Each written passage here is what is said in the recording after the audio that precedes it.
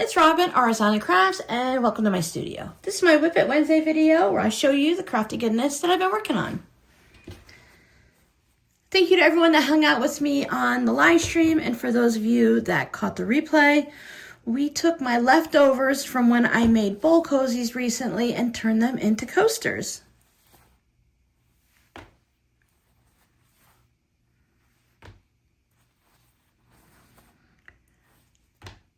You already know that I really enjoy playing with the scraps, sometimes even more than sewing the actual projects. Coasters are a great way to use up some of the fun scraps. And I think with coasters, there's a little bit more leeway in the way people think about things. Possibly, not for everyone, but using up scraps on a coaster, it's kind of fun, especially with a holiday one. So you can just use it for a little bit, use it year round, whatever you like, and then put it away for next year. I feel like holiday times, things can be a little quirkier than other times of the year. You can use different colors, you can use different fabrics, and you kind of get a pass during the holidays. And if you're a little concerned, you can always put a different fabric on the back so that if someone doesn't like the wild and wacky, they can just turn it over this way and have just that one fabric. Great thing for the holidays. You can have Halloween on one side and Thanksgiving or autumn on the other. They're really short holidays. And this one I saved for last because it was all the little extra bits that I just stitched together like a crumb block to make the last coaster.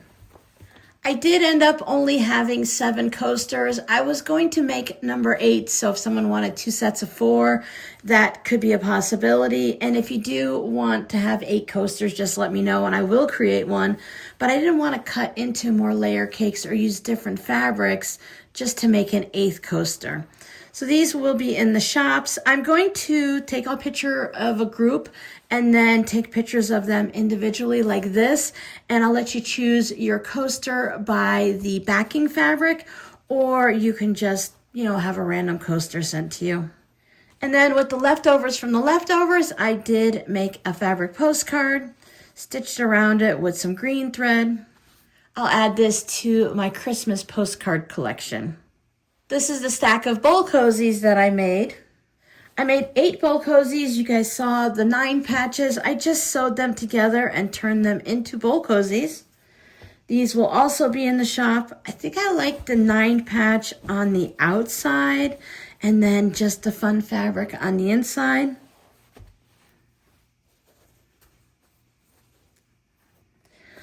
All the 9 patches are made from the same layer cake. I'm going to show you the other sides because they basically all just look the same. Some of the fabrics are in a different order. These will be listed in the shop in the same way so that you can choose based on what I'm going to call the outer fabric. Since they're reversible, it could be any way. A little bit of Santa. I've taken and edited the photos, so later on today, it's Monday when I record these videos, I'll go ahead and get these listed. So by the time this video comes out, you guys can grab what you want. And then, of course, our 9 patches on the inside. All of these have the rounded edges. They have one layer of the Wrap and Zap, which I am forever forgetting that name, and one layer of just cotton batting. I'm not done with bowl cozies yet. I still like to experiment a little bit more. I like to make one layer of the Wrap and Zap only. I like to do 2 layers of just a thin cotton batting that I like to use. And then I'd like to make one where whatever situation I'm doing, probably 2 layers of the cotton batting. And if that feels a little thick, I like to do it where the batting doesn't go all the way to the seam allowance. See how it works using this template, or if I have the acrylic templates at that point, then just see how it works with the quilting and having the batting not go all the way to the edge. I finished another one of the thick and warm knit hats. This one is made just a little bit longer so that you can fold up the brim, and it has a nice little stretch to it with the different type of ribbing up at the top compared to down here. The way I knit my hats, you really could reverse them if you wanted to. I've decided when I do make new hats and get them listed in the shop, I'm just going to add it to the old listing. So if you're looking for a hat, anytime I have a new one like today, I'll just add it in because Etsy upped the amount of photos we can do. We used to only be able to do 10 photos and now we can do 20. So I'll just put each one, have its own label on it, whether it's ABC or 1, 2, 3, and then you choose in the drop down menu to match it. So when I list this, I'll go ahead and go in Canva and just edit it to put a letter on it or number. I'll have to see what I did with the hat listings and then add it to the drop down menu. So you won't see a separate listing for this is the whole point of that. With the hat finished, I did want to have I want to work at night and do a little knitting, but my brain doesn't want to really think and to work with the really thin yarn to make socks and stuff. So I like to have socks on the needles and then a hat, shawl, or this time I have a scarf. This is the yarn that I purchased from Joann's. I am holding 2 of the skeins together so that I can knit them on larger needles. So sometimes when I hold them together, you have the same color yarn. Other times, like this one is the black and gray. The 2 white are there, and it just kind of changes it up as you go. This is the big twist that was from Joann's. It's 100% acrylic. Big Twist Living, I guess. I don't know if they're going to have this one specifically at Michael's. This color is Community. I'm not really sure why it's Community, but that's what they labeled it as. I had a couple more skeins, so I did go ahead and put it on my yarn winder. So you see, I just put the 2 together and knit just like that, and it will change as it goes on. My ball winder definitely did not like this, so in the end, I just had to sit it on the table and wrap it around like this. So this is a really fun project just to knit on at night while watching TV. Sometimes I only knit on it for a half an hour. It's going to be a warm but not a tight. It's not tightly knit, and it is done in a broken rib pattern. So what it looks like when you're wearing it, but if you wanted to, you could stretch it out more if you wanted to really wrap it around your neck. But while it's around your neck area, it will scrunch up a little bit so it doesn't feel like you're being choked all the time. If you want to call dibs on this scarf, just let me know and I'll spend more time knitting on it other than the random knitting that I'm doing, and it'll get done eventually. I say eventually, but I would hope to have it done by the end of the month. Then after that, I'm not sure if I'm going to go ahead and put another hat on the needles. I really wanted to crochet a shawl or maybe an extra wide scarf or something like that. I'll figure that out when I look at all the yarn I have and see what project I might want to work on. We are officially in November. When you're watching this video, it is Wednesday, November 5th when it first comes out. I'm always curious. At what point are you going to start decorating for Christmas? Or are you going to decorate for Christmas? I'm getting pretty close to wanting to go out and purchase a tree. I've been seeing some people put their trees up and they decorate it for Halloween, or they start decorating it even in October for Christmas. It doesn't bother me when people decorate stuff. We usually put everything up for Christmas on Thanksgiving or the day after. Mostly because I know by having it up for a month, when it gets to be about the week before Christmas, I'm starting to get a little bit done with the decorations because it just takes up that extra space. And when we were in Florida in the small house and it was all 5 of us, no matter what the age of the kids were, if they were younger or as they got older, it just always took up extra space, and we found ourselves walking like around the Christmas tree and having to pick up everything to dust around it.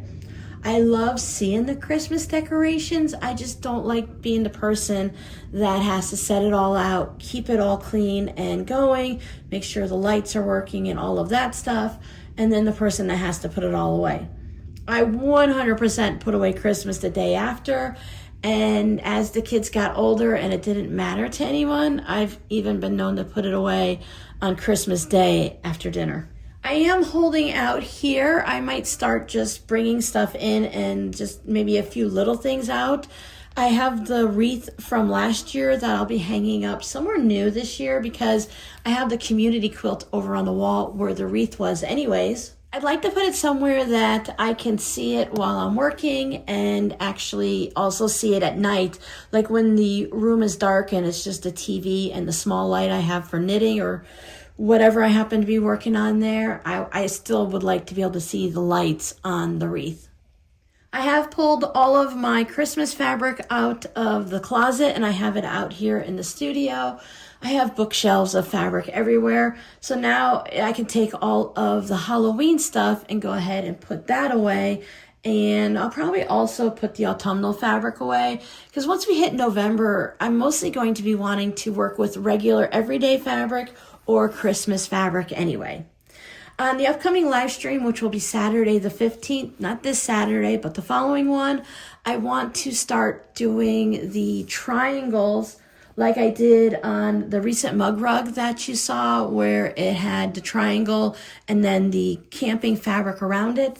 I want to take my Christmas scraps out of the Christmas bin. My Christmas scrap bin is really overflowing, so I want to start working on that, and I think it would be really fun to have a Christmas quilt made out of either the trees or just the triangles. I'm fine with just the triangles for myself, but it would also be fun to make it with the trees. So I'll decide that later because I could make all of the triangles and then make all of the bases of the tree with the trunk at a future date. They don't, for me, I don't feel like the background on both pieces need to match exactly because I have such a variety of fabrics in here, but for the most part, they are brights.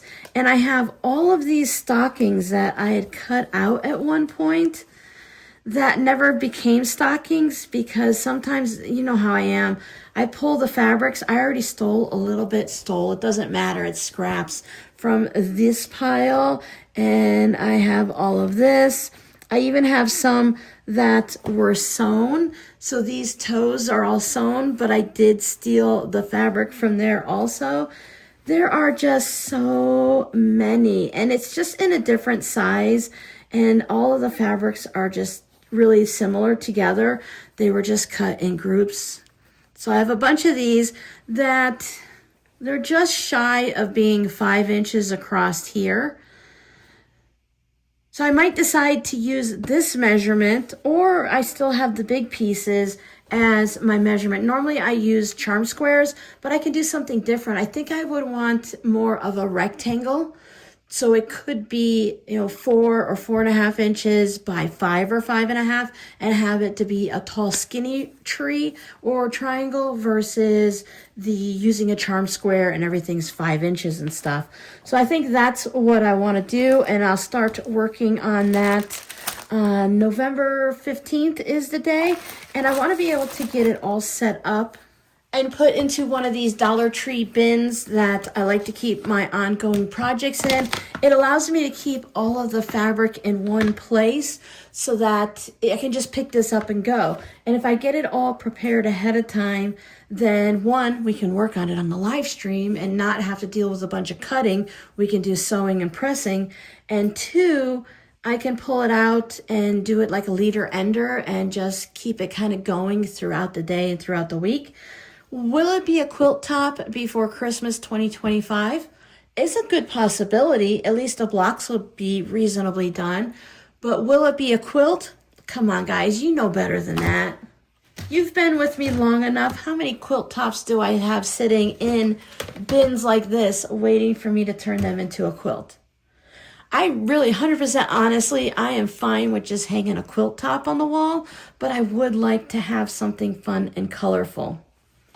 And I do need to just get through and use up these scraps.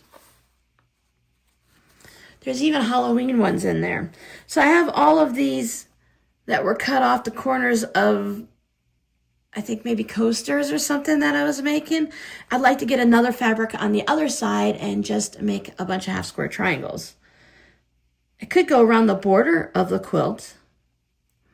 There's just so many things. Obviously, I really love that fabric because I even have packages of scraps and strips that I need to get used up.